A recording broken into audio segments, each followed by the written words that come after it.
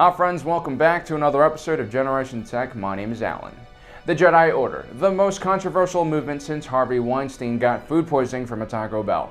Hashtag toxic masculinity. The Jedi Order is such a polarizing organization that no one really knows how to classify it. Is it a military organization, a monastic order, a cool class you can take instead of Pilates at your local gym? It's even a touchy subject here on Earth. The UK branch of the Temple of the Jedi Order tried to register as a charity under the stipulation that it was a religion. The Charity Commission of England and Wales denied their application, giving the Jedi Order a 10-page document explaining just why. With the help of our in-house British language and culture expert Benjamin Hedges, it's a pleasure to be corresponding with you, Alan. We're going to look at the committee's argument and then use our own knowledge of Star Wars to determine if their ruling is correct. Is the Jedi Temple a real religion? Mr. Hedges? According to Her Majesty's Council, the Right Honourable Lord Roger Grenfell Tolson, religion is explained as a spiritual or non-secular belief system, believed in by a group of adherents which attempts to explain mankind's place in the universe and belief in the divine. What do you mean by spiritual or non-secular? By spiritual or non-secular, his lordship means a belief system which cannot be explained by science or perceived through empirical experiments. Okay, so let's address that. According to the Temple of the Jedi Order, Jediism is based on the observance of the Force, described as the ubiquitous and metaphysical power that a Jedi believes to be the underlying fundamental nature of the universe. Metaphysical powers is the key word here. Metaphysics precedes science. It doesn't explain things in an empirical way. Instead, it discusses what is possible. On the other hand, there have been scientific experiments on Force users and how they connect with the power.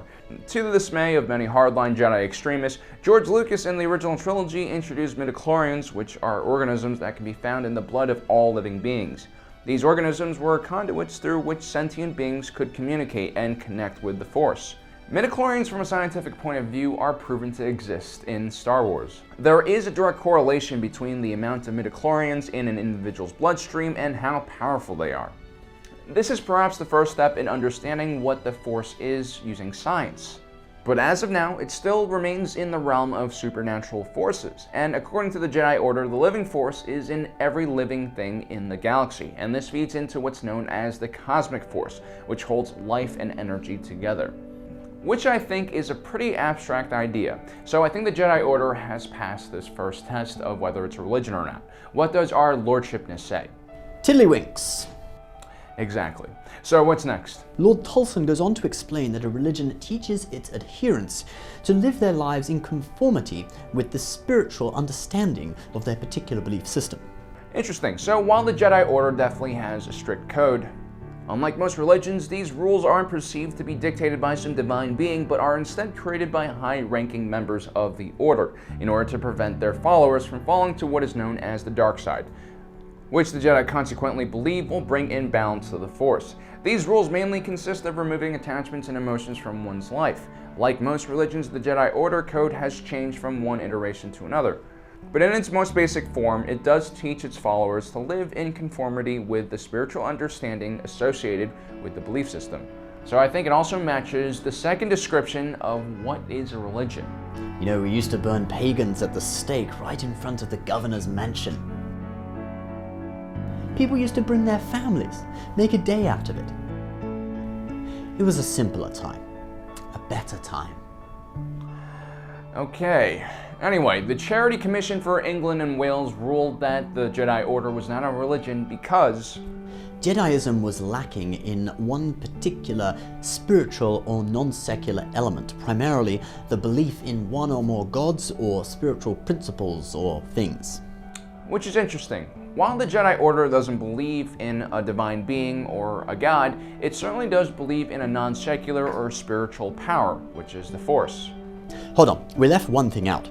In order to be considered a religion, the belief in that spiritual or non-secular thing or god or whatever must be expressed through worship, adoration, or reverence. And I guess because the Jedi consider themselves a part of the Force, they don't really worship it, right?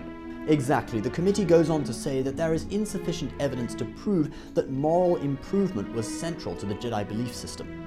Which is technically true. Morality is rarely talked about in the Jedi Order. They don't really look at things from a good and evil standpoint. Instead, we have more questionable metrics like the dark side and light side of the Force. The Jedi focus instead on self-control and serenity, similar to the Eastern religions like Buddhism and Taoism. But if they can be considered religions, why can't Jediism?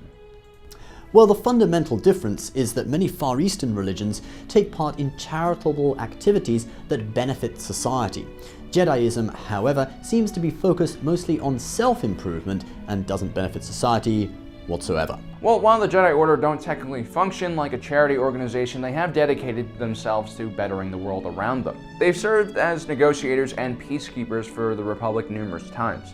But at the same time, it could be argued that they were more like political agents and a private army. During the Clone Wars, the Jedi served as generals and led clones in extremely destructive battles across the galaxy. During the Old Republic era, the Jedi and Sith fought several devastating ideologically charged battles, which left the galaxy in ruin. And in both of those situations, they had a very negative effect on society.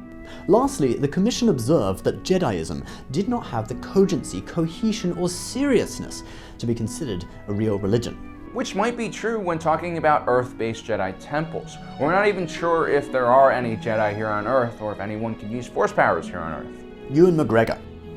What? Ewan McGregor is a Jedi. Okay. On that note, we're going to end today's video. Let me know in the comment section below what you think. Should Jediism be allowed to be classified as a religion in the UK? Don't forget to subscribe and like us on Facebook, where we oftentimes continue our discussions. Thanks for joining us today. If you're watching this, you are Generation Tech.